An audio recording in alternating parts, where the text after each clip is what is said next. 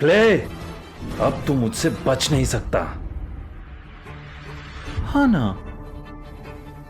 मुझे नहीं लगा था कि ये लड़की वाकई में यहाँ आ जाएगी। दादाजी, आप पागल हो गए हैं क्या? यहाँ इतने लोग हैं, आप कुछ मत कीजिए।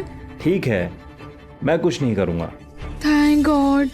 जो कुछ करोगी अब तुम करोगी, अपना बदला तुम्हें खुद लेना पड़ेगा। दादाजी, मैं आपकी पोती हूँ, क्या आप मुझे पिटवाना चाहते हैं? फिक्र मत करो, जब तक तेरा परदादा जिंदा है तुझे कोई छू भी नहीं सकता, लेकिन इसका सामना खुद करना जरूरी है। मिस्टर क्ले, ये लड़की वही नैनी है ना जो आपको खाना देने आती थी? लगता है आज यहाँ पे फ्री का खाना खाने आई है। बिल्कुल सही, ये लड़की क्ले की नैनी है। आज इसे क्या हो गया है? क्या पागलपन चढ़ गया है कि मेरी एंगेजमेंट पार्टी में हंगामा करने आ गई? नैनी, क्ले, 3 साल हो गए और तुम मुझे नैनी कहकर बुलाते रहे। क्या मैं गलत कह रहा हूँ? तुम सिर्फ नैनी के काम ही तो करती हो, और आता ही क्या है तुम्हें? तुम्हारा बुढ़ा दादा भी एकदम बेकार है, तुम दोनों ही बेकार हो। मैं बेकार? तो मिस्टर क्ले, बताओ, किसने अपना पीएचडी का सपना छोड़ा और पैसा कमाया ताकि तुम पढ़ सको? किसने वादा किया था कि मुझसे शादी करेगा और मेरे दादाजी का ख्याल रखेगा? बोलो। क्या क्ले ने उसे छोड़ दिया एक अमीर खानदान के लिए? क्या उसने इस लड़की को धोखा दिया? हाँ ना? अब ये पुरानी कहानियां क्यों दोहरा रही हो?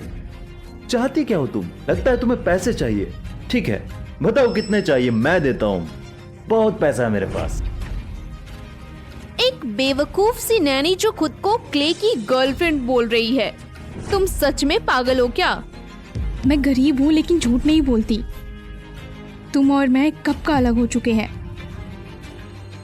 ये पेंडेंट सिर्फ एक ही तोहफा था जो तुमने दिया था, अब मुझे ये भी नहीं चाहिए।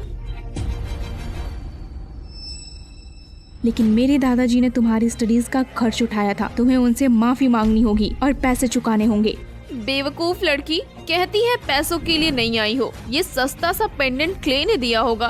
क्या मजाक है। हाँ, लगता है ये नैनी पागल हो गई है। इसे लगता है कि ये परियों की कहानी की कोई परी है।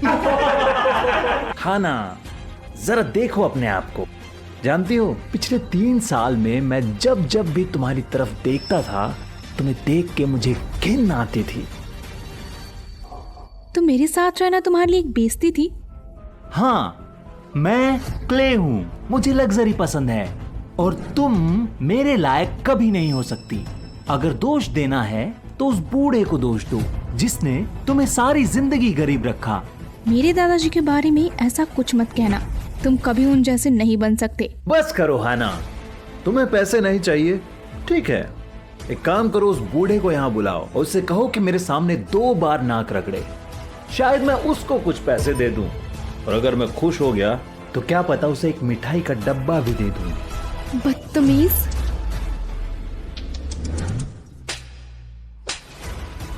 बेशरम लड़की, मेरी सगाई में तमाशा करने आई हो? कोई है? इसे निकालो यहाँ से।